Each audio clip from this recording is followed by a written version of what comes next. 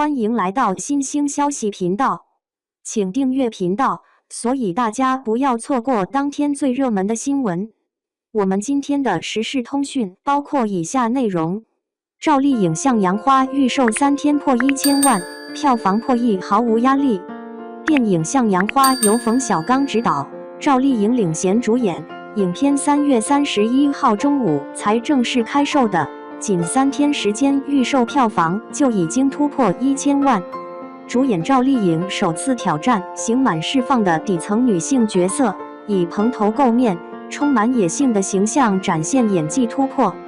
电影《向阳花》预售时间，电影于此前因预售窗口延迟而引发撤档猜测，直到3月31日才有消息确定会上映。3月31日中午开启预售，最终在4月1日确认正常推进。票房数据：预售首日5小时内突破150万，当晚22时达200万。预售开启48小时内，票房已经有823.7万元。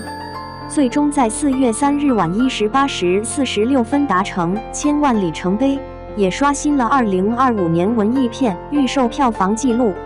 电影《向阳花》票房预测：清明档期大片不少，电影《向阳花》首日排片占比22%，位居清明档第一，预计上映后可能升至25%至28%。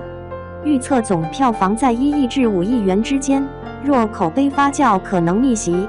央视电影频道今日影评等推荐该片，认为其社会意义与表演张力值得关注。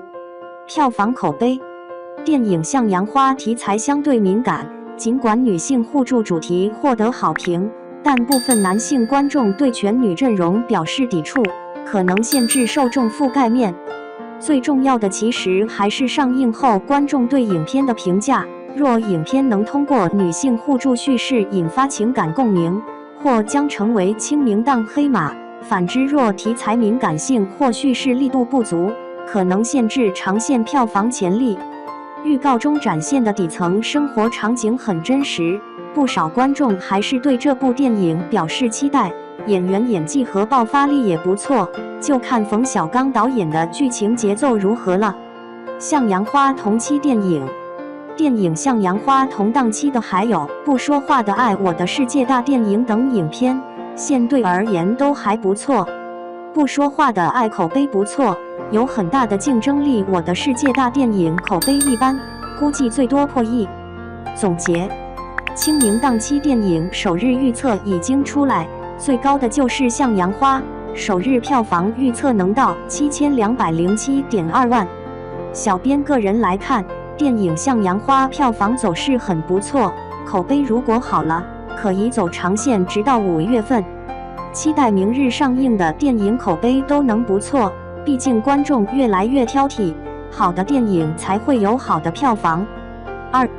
从《向阳花》看演员如何塑造真实底层形象，赵丽颖表演引热议。清明档期，影院硝烟四起，小假期也有7部电影上映。张艺兴化身为一个不言语的父亲，通过颠覆性的方式演绎了一位聋人，静默中传达对女儿的深情。他没有流下一滴眼泪，却因微微翘起的嘴唇感动了在场的观众。大家都认为他是小鲜肉和偶像，实际上张艺兴早已悄然转型。电影《不说话的爱》有可能帮助他再次改变公众的看法。蒋奇明和肖央执导的影片《阳光照耀青春》里再次聚焦精神病院，正常人被迫送入精神病院后，如何证明自己是清白的？某位病友的精彩表演可能会激发观众兴趣，这一小众题材也许能引发票房热潮。然而，在清明档期中，《向阳花》绝对是王者。冯小刚执导，赵丽颖主演，女演员们在犯罪边缘游走，令人期待。特别是赵丽颖在电影中对贫困角色的诠释，确实令人耳目一新。冯小刚果然不负盛名，他的剧本选择眼光独到。《向阳花》源于真实事件的记录教改往事，作者重安在监狱中经历了几年的教改，出狱后用真挚的文字描绘了那些在高墙阴影下犯过错误的女性们。她的作品评分高达8.0。这些女性并不是不可救药的罪犯，而是因为各自的遭遇将她们推入了绝境。赵丽颖所扮演的女囚高月香摇摇欲坠地闯入了观众的视线。在那炙热的阳光下，她戴着一顶边缘稍显磨损的草帽，肩上披着一条邋遢的毛巾，身穿短袖短裤，手上戴着手套。她努力地撑起身体，在这酷热的天气中艰难地收集废品，每一个动作都显得异常吃力。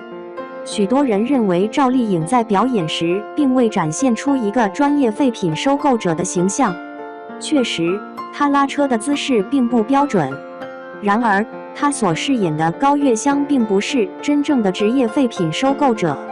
正是由于对这份工作的陌生与不熟练，才让这个角色显得生动真实，展现了她努力谋生的艰辛。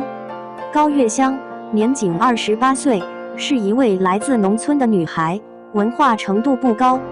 为了给女儿购置一台价值20万的人工耳蜗，她不幸走上了违法犯罪的道路。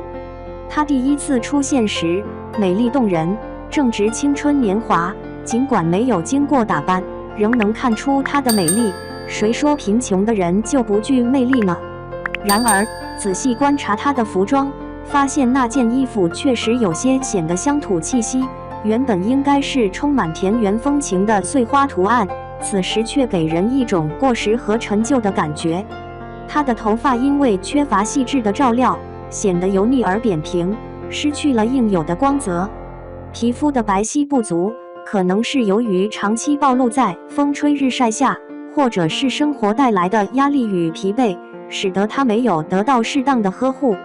从她全身散发出来的气质中，我们不难察觉到高月香的生活环境十分困苦，她的经济状况非常艰难。为了节约每一分钱，她决定租住在火车站旁边那间没人愿意住的房子里。那房子的破旧程度令人难以置信，几乎可以称作一座危楼。窗户的框架已经严重腐烂，似乎随时都会被狂风无情地刮走。再看看赵丽颖的演技，她展现出的不是自卑和软弱，而是一种勇往直前的胆略。为了母亲的身份，她表现得坚强；为了孩子，她愿意在泥泞中奋力拼搏；为了挣钱，她到宾馆去做清洁工，反复清扫房间，到了晚上又去酒吧卖酒，打扮得光鲜亮丽。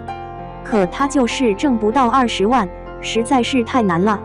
赵丽颖绝望地自言自语，随后软弱地坐倒在地，仿佛一瞬间失去了所有的力气。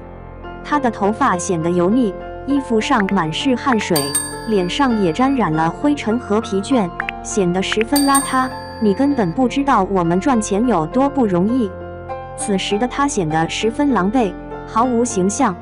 她无助地倚靠在天桥的洞口，眼神空洞而迷茫，情不自禁地长叹一声，心中充满愁苦，感慨道：生活怎么这么艰难？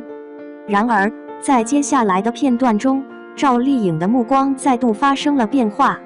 当她看到自己的女儿时，原本失去光彩的眼睛瞬间变得温柔无比，似乎有一股温暖的泉水在其中涌动，散发出一种坚定的光辉。那双眸中洋溢的母爱，浓烈的仿如能够穿越银幕的界限。高月香因犯法而入狱，走上了铤而走险的道路。整部影片向杨花关注的是高墙之下的这些女性，有的人因为家庭暴力反抗而杀了丈夫，有的人在继父的虐待下留下烟头烫伤的痕迹，他们在监狱中的存在，值得一个重生的机会。高墙的阴影下，阳光洒落，这正是电影《向阳花》名称背后的原因。目前，许多电影和国产剧已经不再展现这些有缺陷的底层群众，他们为了金钱不惜一切代价，甚至采取极端手段，然而他们却代表了人性的普遍面貌。冯小刚重新关注现实主义题材，他并没有刻意回避角色的阴暗面，展现了贫困人群的苦楚与艰难。正所谓雪上加霜，一关接着一关，越发艰难。愿这些被困扰的人不再犯同样的错误。